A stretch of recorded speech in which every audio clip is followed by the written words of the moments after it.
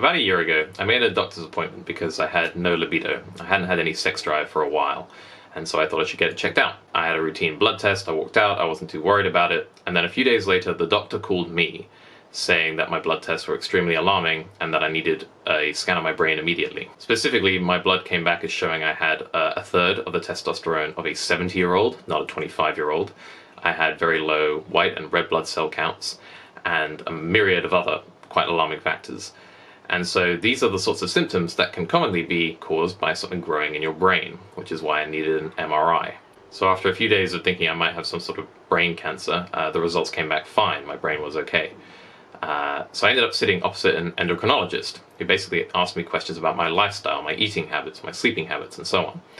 And they slowly arrived at the conclusion that a lot of this was self-inflicted, that I had an eating disorder and an exercise addiction. Specifically, their diagnosis was that I had exercise-induced hypogonadism, which is basically whereby your body is sitting at such a low body fat percentage for such a long time in such a stressful state that it starts shutting down non-essential functions like testosterone production and what have you. This was really hard to accept. I thought myself prior to this blood test to be very healthy, hardcore but healthy.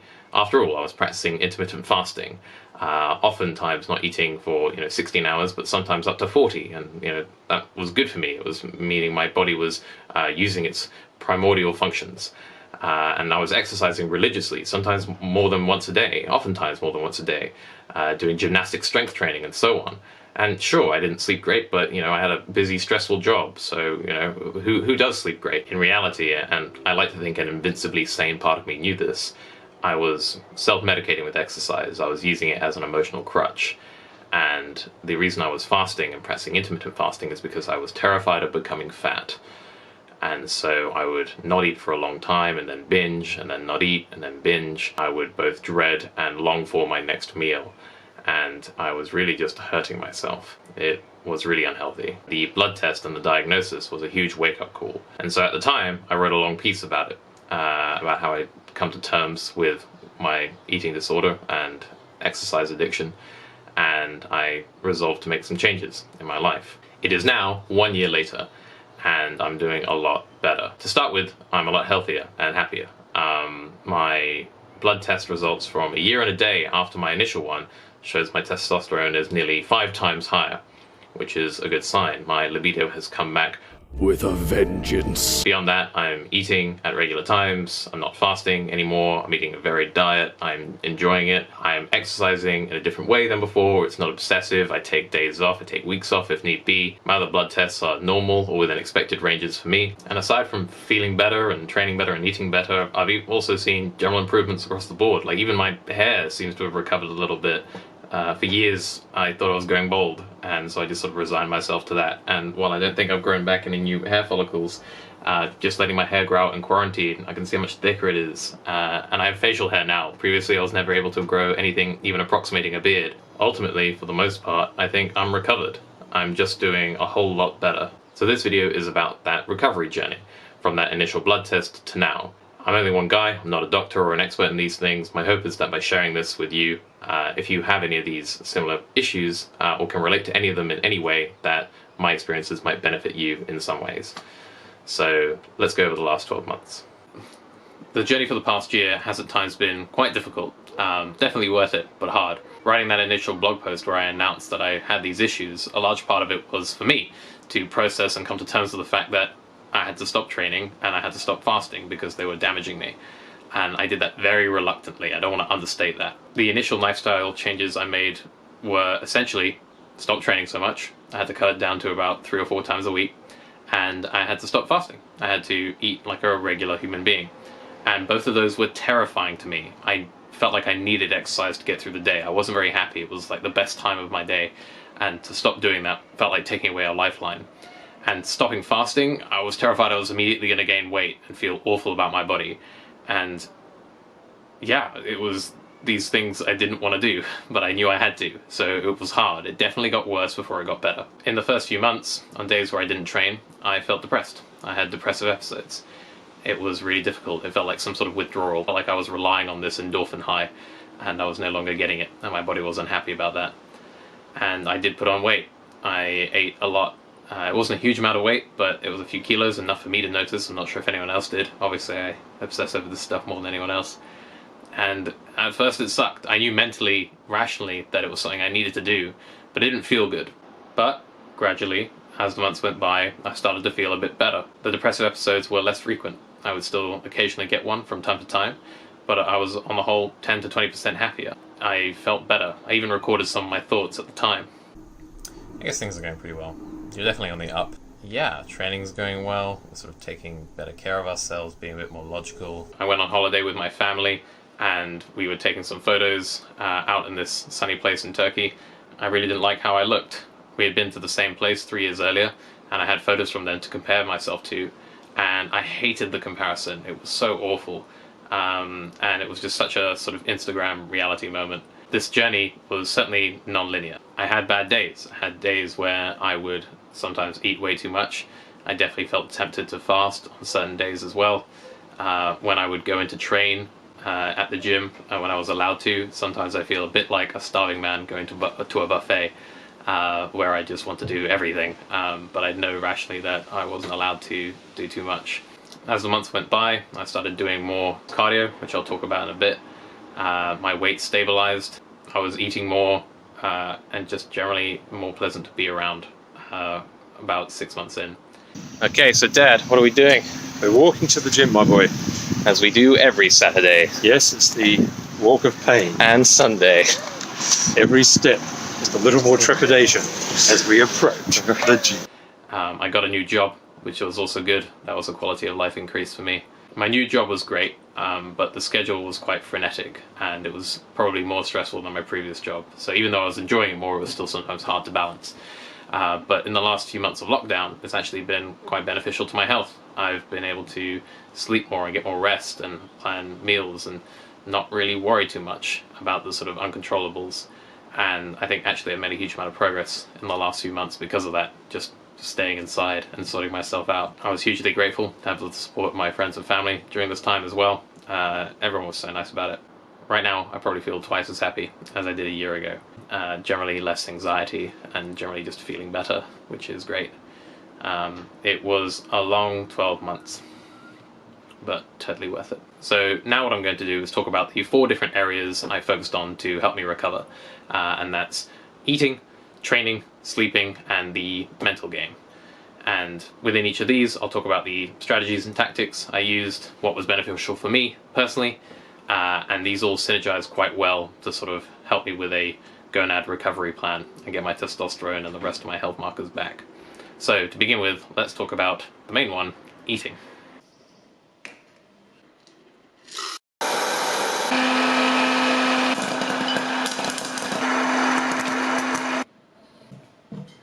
Hi guys, welcome to Binging with Jack, but not actually, because we have an eating disorder and we're trying to avoid that behavior. As you've already seen, we've already made our air-fried popcorn here. Now what you want to do to spice that up a little bit is add some salt, and this is really just going to up the satiety index of this food.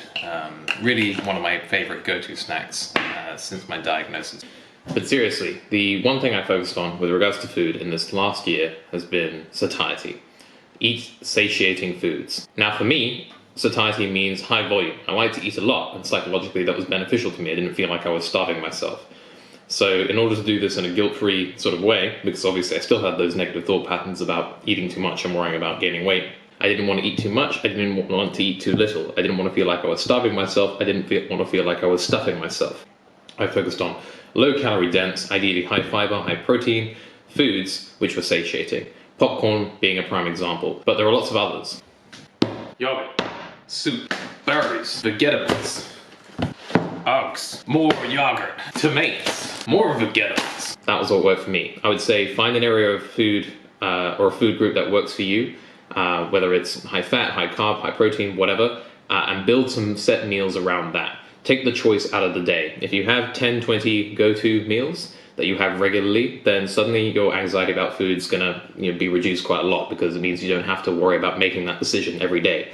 Just eat the same thing. Be boring. Boring isn't anxiety inducing. Boring is boring. And in this case, that's a step up. I would also suggest don't be too restrictive with your diet. Sure, have an area of focus, but if you want to have some chocolate, dude, have some chocolate. You're recovering here. It's not a big deal. I think it's really tempted to think that something like paleo or keto or going vegan or carnivore will save you and solve all your health problems. Have my suspicions about that.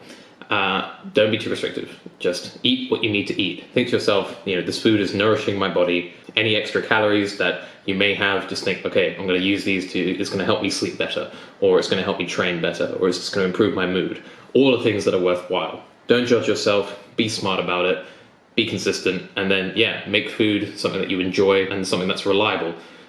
If you don't think about it, then the problem's basically gone away. And that's what worked for me.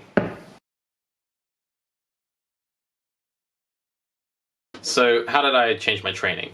Well, a big influence as to how I went about it was re-educating myself. In particular, this book, The Big Book of Endurance Training by Dr. Philip Maffetone. In it, he talks about basically aerobic training, how you would train for marathons and triathlons. And it was a belated epiphany to me that aerobic capacity was something trained when you're not going as hard as you can, namely when your heart rate is in a sort of 70% range. Whenever I did any sort of endurance or cardio training prior to my diagnosis, it was always HIIT, like interval training and, balls out, hardcore. Turns out that's not super good for you. If you don't do all the other stuff. Most of your work should be aerobic. Namely, you should work at a pace where you can almost do a conversation. And, you should finish a session not exhausted, but feeling like you could do more. This was a huge revelation to me. He also talks about overtraining in this book. This sort of seemed to describe me perfectly. He talks about 3 stages of overtraining, the first of which is functional overtraining. Essentially, this is just when, you pushed a little bit, maybe you have one good performance in you, but you need to back off and recover so that you can come back stronger. The second stage is called sympathetic overtraining, sympathetic referring to the sympathetic nervous system. And basically, indications that you've hit this second level of overtraining include things like higher cortisol levels, lower testosterone and DHEA, which are both important for muscle recovery, frequently waking up in the middle of the night and not easily falling back asleep. All things which I had. Worse still was stage 3, parasympathetic overtraining. This is where chronic overtraining can lead to more serious brain, muscle, and metabolic imbalances. Eventually, the body becomes exhausted, and many hormones are significantly reduced, including DHEA, testosterone, and other hormones. Also talks about feeling depressed, overly stressed. So yeah, it looks like I may have been living in either a parasympathetic or sympathetic overtraining state for a few years. So that's good to know. And as a result, I radically changed up how I started training. A big part of overtraining in the parasympathetic or sympathetic state is doing too much anaerobic training. Now, anaerobic in terms of endurance is like sprinting, but it turns out that strength training is also anaerobic. So all of what I was doing, pretty much, was perfectly designed to put me into these states. So with the insights of this book, it greatly influenced how I started training. So the overall strategy for my training was to start listening to my body and change my approach, whereby my training wasn't punishing my body, but actually helping it and making me healthier and happier, rather than the reverse. And in listening to my body, I realized one simple thing. I needed to do more cardio. Muscles are cool and all, but you know what's cooler? A low resting heart rate, meaning that you're generally less stressed, you have more energy throughout the day, you sleep better, you're happier. I gradually did more and more cardio, either through circuits or through going for runs. Cardio really saved me. It was a release that I really needed. I still do some strength training. Essentially, my approach now is variety while listening to my body. I do 2 to 3 cardio sessions a week, while also mixing in some strength training and flexibility training. I stopped viewing training as something that I needed to do, but instead something that I got to do. And that was a really radical change for me. I'm now no longer so dogmatically focused on maximizing my potential. Sure, I'm training towards certain physical goals. I'd like to run faster or do a one-arm pull-up. That'd be great. But it's not a big deal if I don't ever become a super athlete, because I'm not an athlete, I'm a hobbyist. And so it's more important that I enjoy it. So my suggestion to you, if you're having difficulty with this area, is change it up. If you're addicted to exercise, maybe you need to cut back a little bit. Take a week off just to prove to yourself that if you take a week off, the world doesn't end. If you're doing way too much cardio, then maybe try some strength training. If you're only doing strength training, maybe go for a run. Change it up. Don't be so obsessed with numbers or lifting the most weight or running a particular time. If you're not a professional athlete, it doesn't matter. It's great to have goals, but it's no use having a goal that makes your life worse. Make sure you're healthy and happy as the first point of call, and then focus on the rest of the stuff later. That would be my advice. The paradox with sleep is, of course, that as soon as you realize how important it is, it can make you very anxious and thus unable to sleep, which is really annoying. In terms of how I fell asleep and sort of helped combat insomnia and all of that, I've made another video about that, which I guess you can see somewhere here. One really good investment I made a year ago after my diagnosis was in an Oura ring, namely this sort of fancy sleep tracker here, which sits on your finger.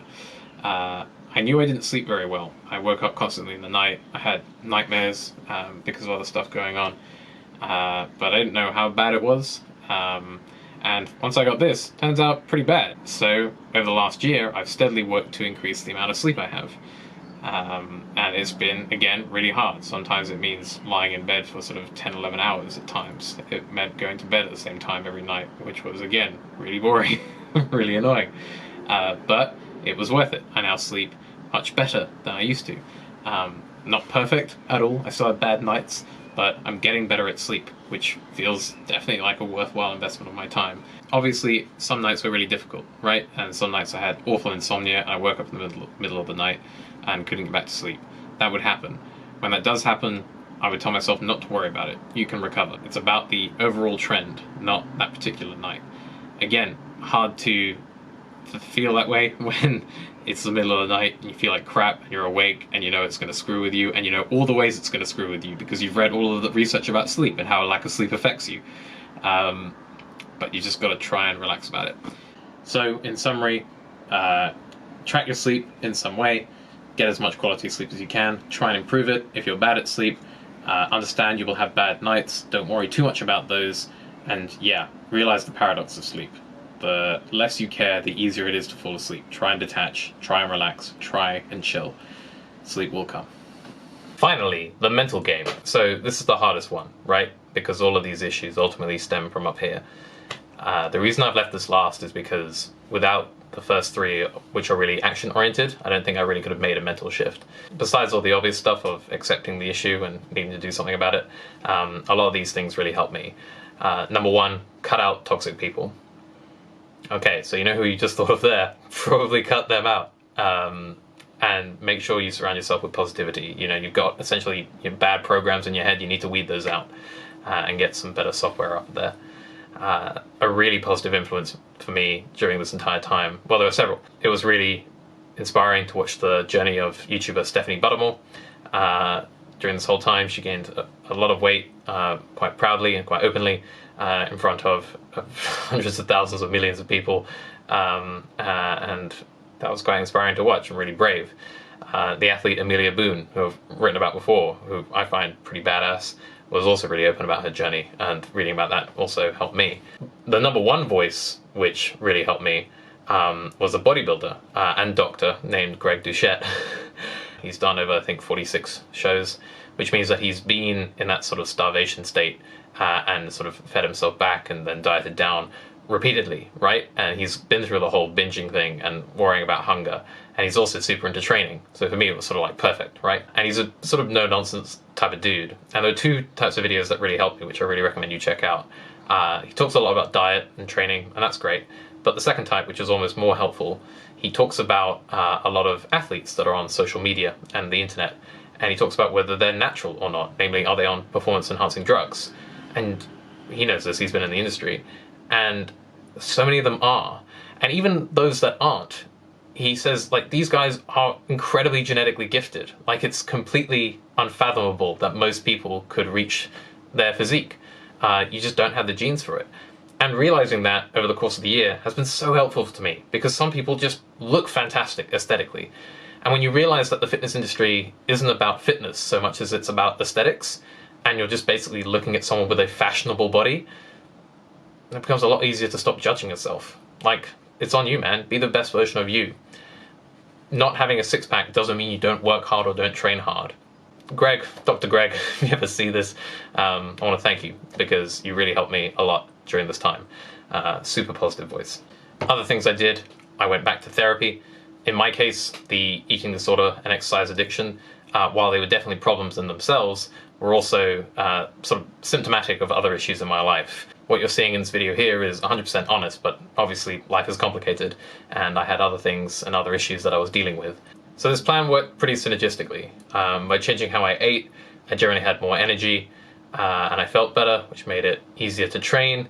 And by not training too much, and by doing more cardio, it meant that I was able to sleep, which made me feel better, which made the mental game adjustments better as well. I wasn't obsessing too much about food or my weight, which again made it easier to eat. And yeah, it was a sort of virtuous cycle. Something that I haven't talked about yet, which I'm hesitant to do so, is my current physique. Now, I don't really care so much about it anymore, because I'm healthy and I'm happy, but I know that me of a year ago, before my diagnosis, or even during it, if they were watching this, they'd sort of, in the back of their mind, and they wouldn't be happy about this, they'd be going, yeah, but did you get fat? Like, are you not fit anymore? Now, I'm probably in the best shape of my life in terms of how fit and healthy I am. That being said, this is what I currently look like, physique-wise. This is from 2 different days, 2 different sort of lighting, I guess, depending on the weather. Obviously, I still feel like I have work to do. I'm still sometimes funny around food. Clearly, in the next year, I need to try and quintuple my testosterone again. That's the only obvious thing to do at this point. It was recently my birthday, and my sister made me a card, and this is it. It's Jack is back, and 26 years old. And it's funny, when I saw it, it sort of clicked for me that, yeah, I do feel like I'm back. It's just a really good feeling. So if you're watching this and you can relate to any of the things that I've been through, namely some sort of eating disorder, or addiction to exercise, or worrying about weight or calories to an obsessive extent, if I met you, I'd probably say this: I'm not a doctor, I'm just some guy with an experience of one, but you can get better. You can come back as well.